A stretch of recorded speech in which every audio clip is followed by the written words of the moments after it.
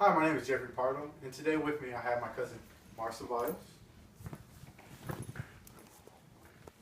my wife Crystal Pardo, my cousin Victoria Flores, my father Gregorio Pardo, and my mother-in-law Yolanda Ceballos.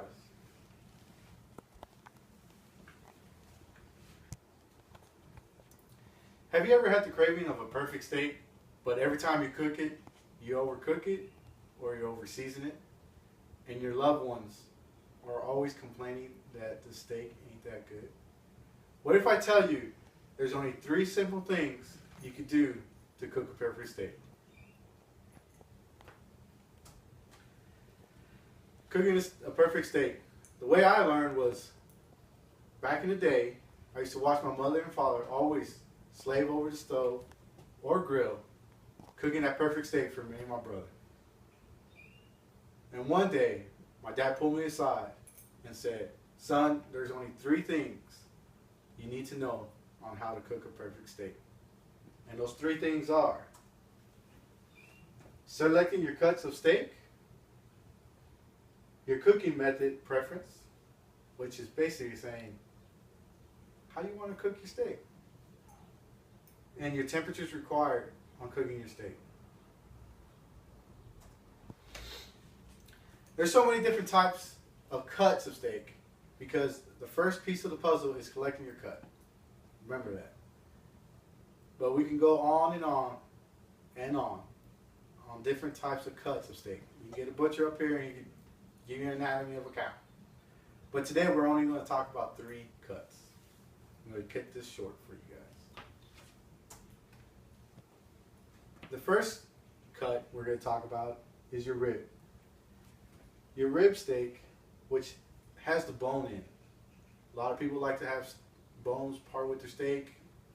You get to eat the bone marrow, get a little bit of flavor, or sometimes they just like to gnaw on the bone. Then you have your ribeye steak, which has no bone, but it's actually one of the most tenderest steak you can get, but also one of the smallest. So if you're going to pay $8, $9, $10 for ribeye steak, trust me, it's going to be good, but just for a short time, because that 6 or 8 ounce steak is going to be gone quick. Our second cut is going to be the short loin. Our short loin is a T-bone steak. The reason why they call it a T-bone steak, because the bone looks like a T steak. And my favorite, the porterhouse steak. The porterhouse, it's a steak. It's a steak. It's a big steak. You can go up to 20 ounces on that. It has fat, it has bone. It's just one of the best steaks, in my opinion. Our third cut we're going to talk about is the top sirloin steak and a tri-tip steak. The top sirloin steak, where you can get it easily at any restaurant at a good price and up to 12, 14, 16 ounces. But the only thing is, it's going to be a really thin steak. And sometimes it can be tough. Our trip tri-steak, as you can tell, it actually looks like fajitas. Good for the grill. I recommend it for the grill.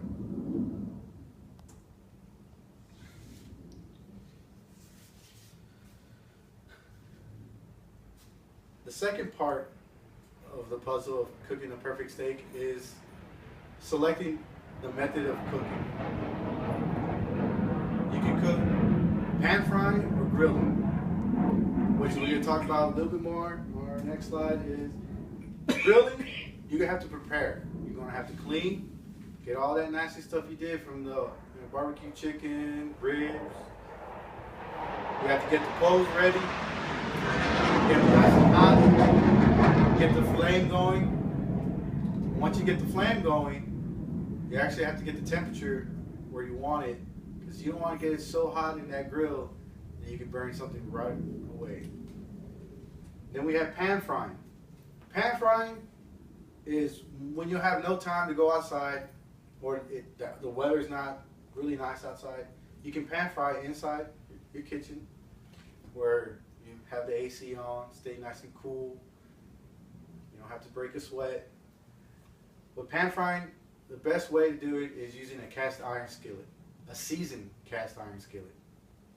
If you don't have a cast iron skillet, a regular pan, but put a good enough oil so that your steak won't start sticking to the pan. Because if you don't have enough oil, that steak will stick, and you can burn the outside, and you'll never cook the inside of that steak. And you have raw steak in the middle.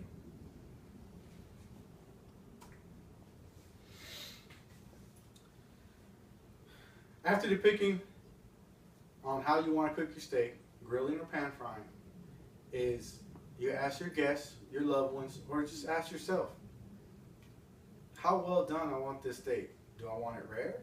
Do I want it burnt like some people like it? But these are, the next slide is where we have our temperatures.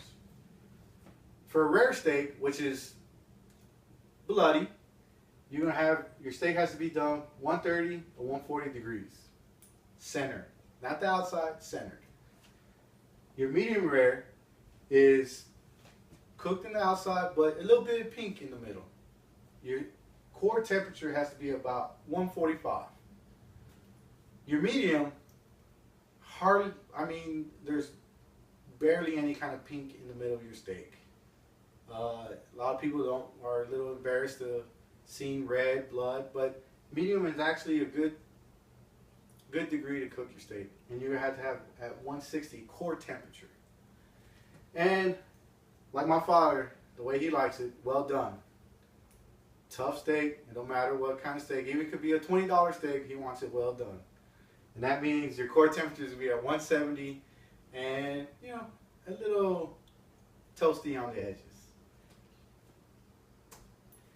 Well, ladies and gentlemen, if you follow these three elements, or key puzzles, parts of this puzzle on cooking a perfect steak, you'll always cook a perfect steak every time for your loved ones or for just yourself. So please follow. You have to pick your cut. You have to pick the way you want to cook it, grilling or pan frying, and also your temperature. If you follow these three, you'll always cook a perfect steak. Thank you.